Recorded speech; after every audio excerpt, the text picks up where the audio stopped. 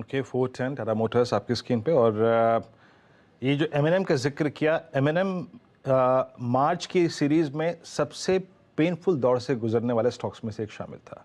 इसका कमेंसमेंट मतलब जो मार्च की सीरीज़ की शुरुआत हुई थी, आप समझ लीजिए 1294 1300 से हुई थी और लो लगाया था करीब करीब 1125 का। आज first time post 9th of March ये अपने शॉर्टेस्ट मूविंग एवरेज 10 डे को टेस्ट करता हुआ। निफ्टी बैंक डे हाई पर है और मेरी निगाहें बार बार आंकड़ों पर रहती है। 483 दैट वाज द पॉइंट जो मैं मेंशन करना चाह रहा था। याद रखिएगा 480 स्ट्राइक किया तो 611 जरूर मिलेगा। And that's 611 is 50 day exponential moving average for Nifty bank. और ये टच करेगा, अगर करेगा तो 9 मार्च के बाद पहली बार थ्रस्ट तो जनरेट कर रहा है। आइए जरा डॉक्टर साहब बैंकिंग स्टॉक फ्यूचर्स लेके आइए जो कि डोमिनेट कर रहे हैं और जो कि इस गेन में कंट्रीब्यूट कर रहे हैं। और मानस का तथ्य, मानस का जो फैक्ट था वो बिल्कुल सही था कि जहां से पेन आया था वही गेन जनरेट करेगा। And look at state bank of India. और एसबीआई क्या कर रहा है? एसबीआई अब एक सीरियस एफर्ट कर रहा है अपनी 20 डे को स्ट्राइक करने का। मानस 522.50 डे हाई पर एसबीआई अब कैसे अप्रोच करेंगे आप? मान लीजिए अब मेरा इसको ट्रेड करने का व्यू है तो कैसे करना चाहिए? अब ना करूं, 20 डे के क्रॉस होने का इंतजार करूं, और अगर मान लीजिए मुझे कॉल लेना ही लेना है तो स्ट्राइक कौन सी होगी वो? तो देखिए, अब अगर आपको ट्रेड लेना है तो फिर 530 का कॉल ऑप्शन पे ध्यान देना पड़ेगा। वहां पर खरीदारी करेंगे और काफी कॉन्फिडेंस है। अगर हम प्रोबेबिलिटी की बात करें तो बहुत ज्यादा चांसेस है कि इस बार 20 डे मूविंग एवरेज को ब्रीच करके 540 रुपए की तरफ जाने की कोशिश करेगा स्टेट बैंक ऑफ इंडिया। तो 530 का कॉल ऑप्शन लेंगे, 10 रुपए के आसपास ट्रेड हो रहा है, वहां पर खरीदारी करेंगे। स्टॉप लॉसेस 8 रुपए के नीचे रहेंगे। लेकिन यहाँ पर देखिए, अगर move state bank of India में मिला तब तो आपको यहाँ पर 20 से 25 रुपए तक के भाव भी देखने को मिल जाएंगे। तो 530 के कॉल ऑप्शन पे ध्यान रखिए स्टेट बैंक ऑफ इंडिया के। का कॉल ऑप्शन लेकर चले क्योंकि क्लियरली वो रेंज और भी बढ़ती हुई दिखाई दे रही है। पहले सुबह में प्री मार्केट 520 का कॉल सुझाया गया था, अब 530 के कॉल में भी पूरे मौके हैं तेजी की पोजीशंस लेने के।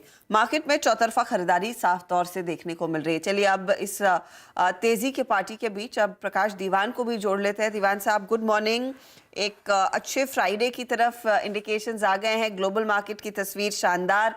अप्रैल सीरीज का मोड थोड़ा सा बेहतर होने के आसार बनते दिखाई दे रहे हैं, एटलीस्ट आज की ओपनिंग पर। आगे क्या होगा उस पर नजरें रहेंगी। आप इस अप्रोच को कैसे ट्रेड करेंगे? इस पूरे एनवायरनमेंट को कैसे ट्रेड करेंगे? तेजी की तरफ आपको लग रहा है अब सौदे लेने के का मामला बन रहा है, या फिर अभी भी थोड़ा सा है डर कि ग्लोबल मार्केट्स में कुछ स्थिति बिगड़ती है तो भारत पर भी गाज गिरेगी?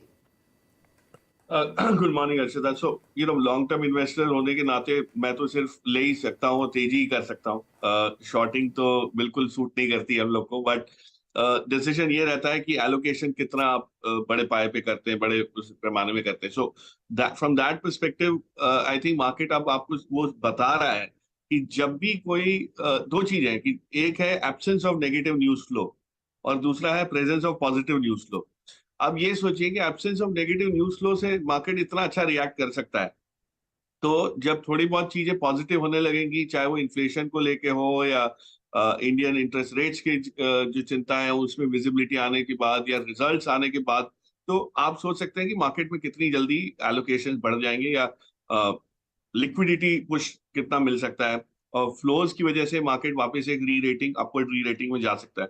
सो ये जो मौका है आज हमारे पास, निवेशकों के पास लॉन्ग टर्म बेट्स लेने का, ये थोड़ा सा उसका दायरा कम होते जा रहा है। जैसे वो डेडलाइन नजदीक आती जा रही है, फिर आपको इस टाइप के वैल्यूएशन नहीं मिलेंगे। तो मुझे लगता है अप्रैल हो या मई हो, वॉलेटिलिटी जरूर रहेगी अच्छा था, बिकॉज ग्लोबल फैक्टर्स कहीं ना कहीं कॉम्प्लिकेट होते रहेंगे। जैसे अभी रशिया में यूएस गवर्नमेंट का एक वो किया गया है, एडवाइजरी नोट जारी की गई है कि वहां से आप खाली करें। अब उसकी क्या इम्प्लीकेशन है आप नहीं जानते, कभी ना कभी कुछ निकलेगा तो वापस एक दहशत या डर का जो माहौल बन सकता है। बट मेरे हिसाब से जो बाइंग अपॉर्चुनिटी है from a valuation perspective, attractive जो स्टॉक्स हैं, जो बिजनेसेस हैं, उसका आपको अब सीमित उसमें दायरे में करना पड़ेगा कामकाज। नहीं तो ये मौका भी आपको ओझल होते हुए दिख सकता है।